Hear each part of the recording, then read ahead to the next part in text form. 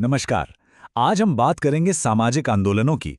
ये वो ताकतें हैं जो कभी-कभी इतिहास का पूरा रुख ही मोड़ देती हैं, समाज को एक नया आकार देती हैं और कई बार तो दुनिया को देखने का हमारा नजरिया तक बदल देती हैं। पर सवाल यह है कि ये होता कैसे है? कैसे कुछ लोगों की चिंताएं और उनकी मांगें एक बड़े सामूहिक संघर्ष में बदल जाती हैं? आज हम इसी सवाल की तह तक जाएंगे। तो चलिए शुरू करते हैं। सबसे पहले हम ये समझेंगे कि एक सामाजिक आंदोलन होता क्या है, फिर देखेंगे कि ये क्यों शुरू होते हैं, इनके कितने प्रकार होते हैं, और आखिर में भारत के कुछ खास ऐतिहासिक और आज के आंदोलनों पर भी एक नजर डालेंगे। तो सबसे पहला सवाल, सामाजिक आंदोलन आखिर है क्या? जब हम ये शब्द सुनते हैं तो इसका असल में मतलब क्या होता है? देखिए, सीधी सी बात है, सामाजिक आंदोलन लोगों का एक संगठित प्रयास है। ये लोग किसी स्थापित राजनीतिक पार्टी या सरकारी संस्था के बाहर काम करते हैं और इनका मकसद सिर्फ एक होता है, समाज में कोई बड़ा बदलाव लाना। लेकिन एक बात याद रखने वाली है, हर विरोध प्रदर्शन एक आंदोलन नहीं बन जाता। एक आंदोलन के लिए चाहिए लंबे समय तक चलने वाली कलेक्टिव एक्शन, एक प्रॉपर संगठन और लीडरशिप, एक कॉमन सोच और मकसद, और हाँ, बदलाव लाने की एक सोची समझी रणनीति। और यहीं पे सामाजिक आंदोलन और सामाजिक परिवर्तन का फर्क समझना जरूरी है। देखिए, सामाजिक परिवर्तन तो बस होता रहता है, जैसे पश्चिमीकरण, ये अनप्लैन्ड है। लेकिन एक सामाजिक आंदोलन, जैसे सती प्रथा के खिलाफ आंदोलन, वो एक सचेत, एक सोचा समझा सामूहिक प्रयास था, जिसका एक खास लक्ष्य था।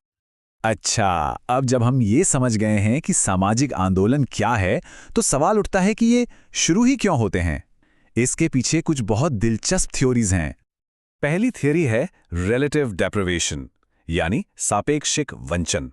इसका मतलब ये नहीं है कि लोग असल में गरीब हैं, बल्कि उन्हें ये महसूस होता है कि उनके साथ नाइंसाफी हो रही है, उन्हें वो नहीं मिल रहा जिसके वो हकदार हैं। लेकिन सिर्फ ये एहसास ही एक आंदोलन शुरू करने के लिए काफी नहीं होता। और यहीं पर दूसरी थ्योरी काम आती है, रिसोर्स मोबिलाइजेशन। ये थ्योरी कहती है कि सिर्फ गुस्सा या असंतोष होना ही काफी नहीं है।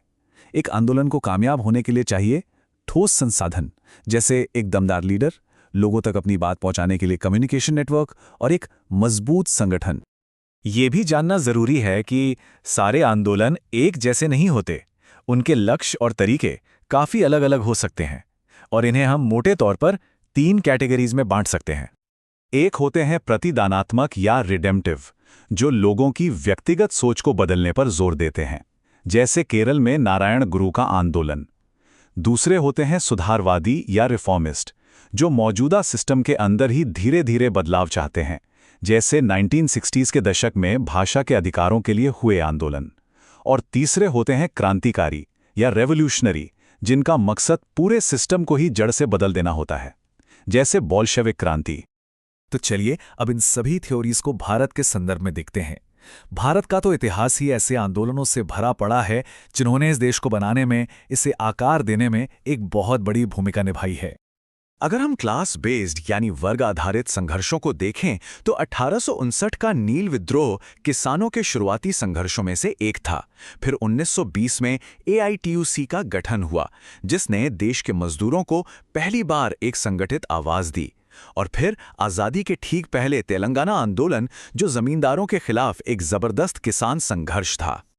आज़ादी के बाद भी ये सिलसिला रुका नहीं। समाज बदला, नए मुद्दे सामने आए, नई चुनौतियां आईं, और इन सब के साथ नए तरह के आंदोलनों ने जन्म लिया। इनमें सबसे अहम है जाति आधारित आंदोलन।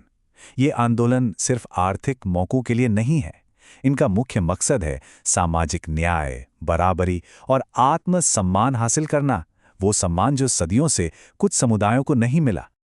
ठीक इसी तरह 1970 के दशक में भारत में ऑटोनॉमस यानी स्वायत्त महिला आंदोलनों का उदय हुआ। ये किसी भी राजनीतिक पार्टी से जुड़े नहीं थे और इन्होंने खास तौर पर महिलाओं से जुड़े मुद्दों पर ध्यान दिया, जैसे घरेलू हिंसा और दहेज।